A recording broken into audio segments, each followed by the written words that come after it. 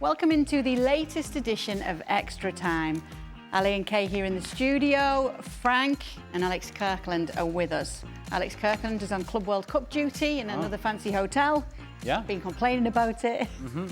And Frank Leboeuf is at his usual. I think it looks like a fancy hotel. It has all the makings of a fancy hotel, but Alex apparently... Well, not when you've been staying with one of the teams down in Florida. Yeah, this is a step down. This is a step down now, Alex. Alex, we're really sorry. It's fine. It's absolutely fine. I'm coping. Don't you worry. Yeah, we'll make sure to put in the complaint. Okay, first question. Before we go to the first question, can I ask you, and this is of all those questions, hashtag FC Extra Time, this is the most important. How long during the night, if you go out to a party, Kay, you can actually stay on the shoes that you're wearing right now? Good Lord, this thing. What in the... You can't walk. How long until those things come off? Depends how many drinks you've got to take away the pain. That's why right. we all wear flat shoes now. And don't forget, she's English. She's from Middlesbrough, so she can walk with it for forever. She's a girl. Yeah, these days are behind me now, and I'm sitting down for most of the show. Saying that's a torn ACL waiting to happen. That's all I'm saying. It's the day of the taconazo, Guti, so I wore my own taconazo, okay? That'll do some damage with that. I killed somebody with that. Okay, you want to borrow them? No, please, no. Ale, how are you doing on sleep after your late night stint on Futbol Americas? Well, I cannot hide the fact that by the time we went on air, I'm usually well under my covers, very snuggly under the covers, and getting to that position in which you've let go of the whole day. However good or however bad the day has been, you shut it down. And at that point is when we were starting the show last night. But to be honest with you, once I fall asleep, I don't sleep for long, but once I fall asleep, I get a good night's rest, and but then I'm up again at 6, 7 o'clock in the morning, and no matter how little I have slept, that's when I get up. And so I'm okay right now. I'm sure that I'll catch up tonight. Yeah, professional. Well, I'm professional. That's what I wanted to drive to the young people out there, because this is for the young kids. Professional, true professional, courageous. Some would say courageous. Brave. Yes. Taking one for the team. Alex. Team player. Who has been the standout for Real Madrid in the first 3 matches in this new Xabi era? Gonzalo Garcia takes home the plaudits today, but Huijsen has been consistently incredible, in my opinion. Yeah, two good names, two names to mention, I think. Gonzalo Garcia is getting so much attention because I think people didn't expect this. He came out of nowhere. He scored 25 goals for Castilla last season, but he's come in and taken this opportunity with Mbappe ill, Endrick not fit. He's been the one that has been the most surprising, I guess, the biggest, maybe unexpected positive for Real Madrid. Huijsen's been very good as well. What he can do on the ball, I think, is going to be absolutely key for Real Madrid under Xabi Alonso. So, no, Huijsen has been really impressive in the standout so far of the new signings alongside Trent, but Gonzalo Garcia has been the biggest positive, I think. Ale and Frank, did you have a grudge with a player that carried over several matches, including club and national team games, similar to Dumfries and Acuna? Anyone that stand out, Frank, that you had an enemy in football? I'm not sure about understanding grudge. What it means. So somebody you had, I was going to say somebody you had beef with. Somebody you had a problem with. You had a little bit of Leboeuf with on the pitch. And then when you met them in another game, it resurfaced. Yeah, many players, I have to say. I was a defender, so we had the revenge of the revenge of the revenge. So, I have to say that with David Beckham, it works. It works sometimes, for like 2-3 years where we didn't go very much along together because we were too big mouths and we were talking a lot and insulting each other. David Beckham. In a fight, I'm taking Frank Leboeuf. Oh, obs. Now, I don't know how much of a fight it would be, but I'm taking Frank Leboeuf. Speaking of a fight, Dumfries and Acuna, apparently, once they were having their back and forth, they essentially told each other, let's go into the tunnel behind cameras where nobody can see us, and let's get after it. What I don't understand is why everybody else got involved. Why are the teammates getting involved? If they want to fight, and now they made arrangements, we're gonna go over there and fight, let them go. Go ahead, you're gonna fight? Go ahead, let's fight. Let's fight it out, let's get it over with. Instead, everybody gets involved, oh, you push over there, you push over there, you're grabbing here, you're grabbing there. These guys wanna fight, let them fight. That's my take on it. Oh, main card event at the FIFA Club World Cup. I'm just saying. What? The other thing is, when these players actually say that they're gonna fight, the reason I'm saying let them go is because I actually want to see if indeed it's gonna be a fight, or they're just gonna do the whole, forehead to forehead, or push this, push that. No. If you're gonna fight, then throw punches, baby. Here we go. Let's do this thing. Did you have any beef? No, I did not have the beef with anybody. No. Okay. I must say, I was probably disliked by many because, as has been reported time and time again, I lived on the fringes of legality with the way that I played the game. And some people may have been frustrated about that. I enjoyed it. I enjoy playing that role. I enjoy when people got annoyed. I enjoyed when they felt like they needed to complain to the referee and the coaches and this and that and the other. I enjoy Stevie Nicol yelling at me from the sidelines and me not understanding what in the world he was saying. Nothing's changed. Because I knew that when I'm doing these things, if I'm getting people annoyed, it's because I'm doing my job. And the more they were annoyed, the better I felt I was playing. You were misunderstood, Ale. Well, I say that to this day, and I even say that when I walk at home every night. I walk into the house and I feel misunderstood. At least last night you came home to a house where everybody was fully asleep. Nobody waited up, I'm gonna say that much. All right. Based on their careers together, start, bench, drop these fullbacks as a pair. Robertson and Trent, Gary Neville and Dennis Irwin, and Marcelo and Dani Carvajal.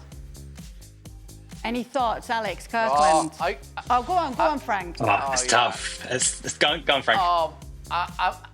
I'm sorry, Alex. I go for Trent and Robertson. I mean, like 3 or 4 years ago, that was crossing from Trent to Robertson and crossing from Robertson to Trent Alexander-Arnold. I mean, the pair, they were finding each other.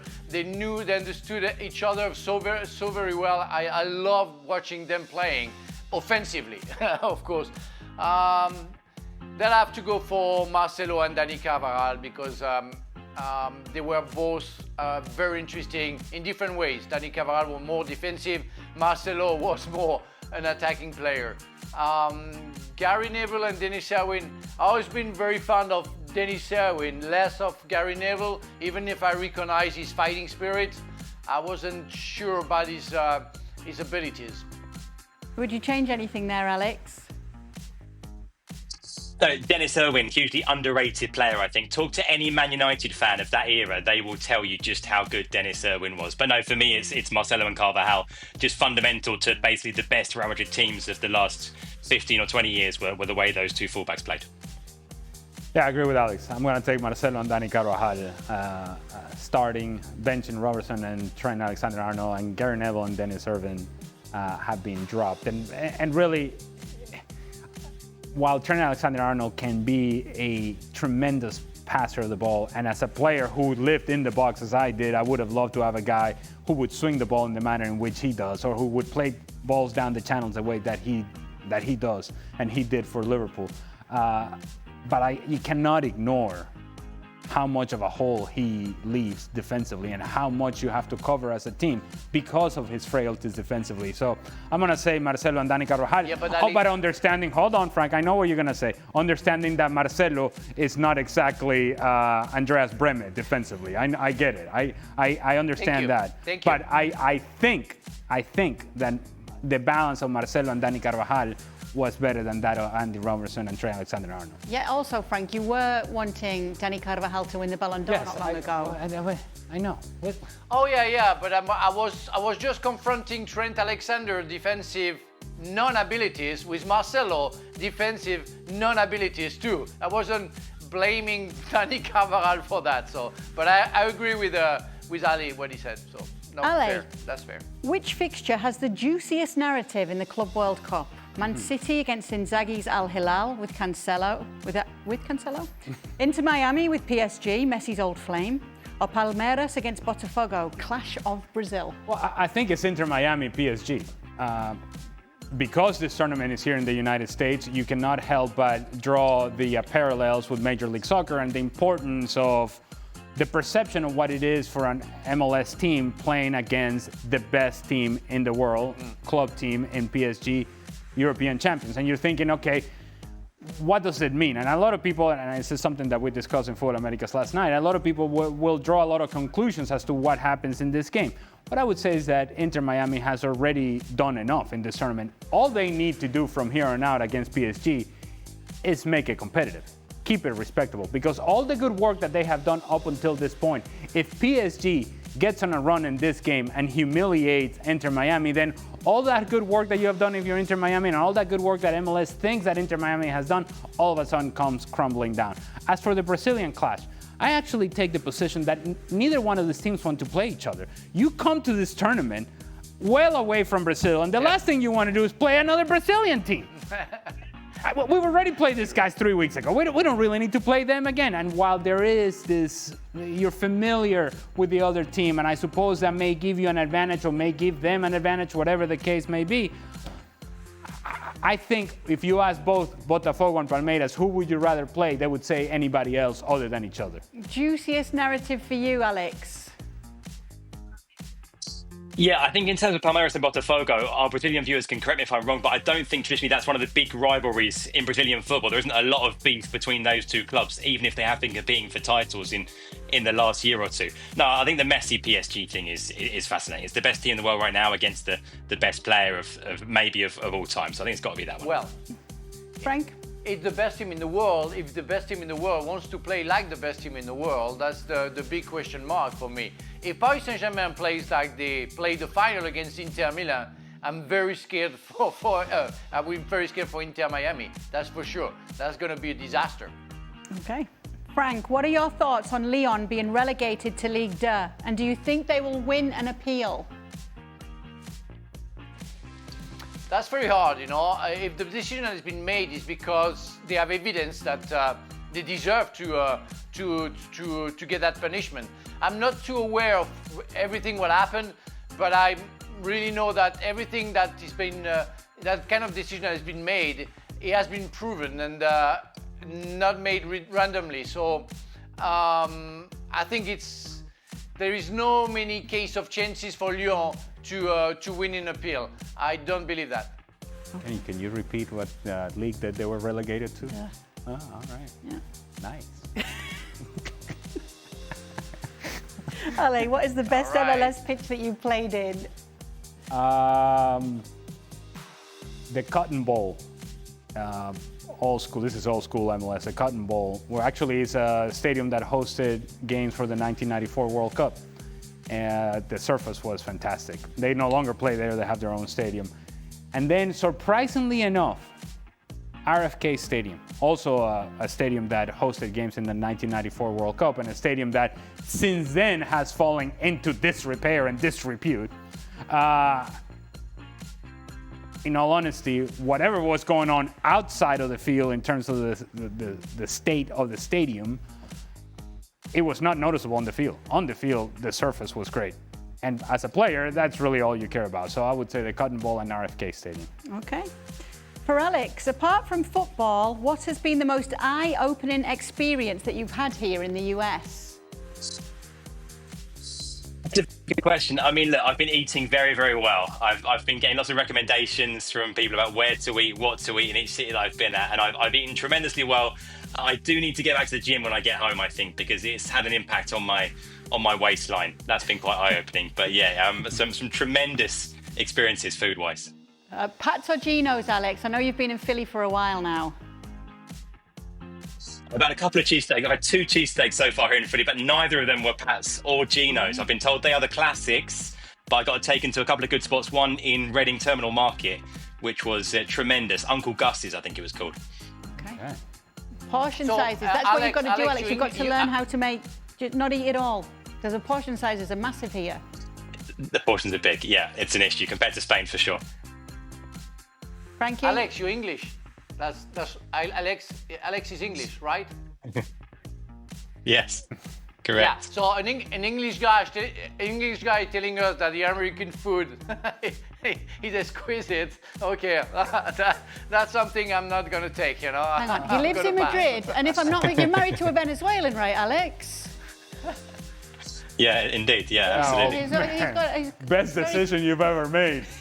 And worst. Yeah. All at the same time. He's keeping his mouth shut there, which is Yeah. wise. Okay, that will do for See, I threw it out there, You did, see he would did. bite, but no, Oh, there's you didn't. experience. You're smart. Happy experience. wife, happy life. Yeah. Thank you so much for sending in your questions today. We'll be back tomorrow to do it all over again.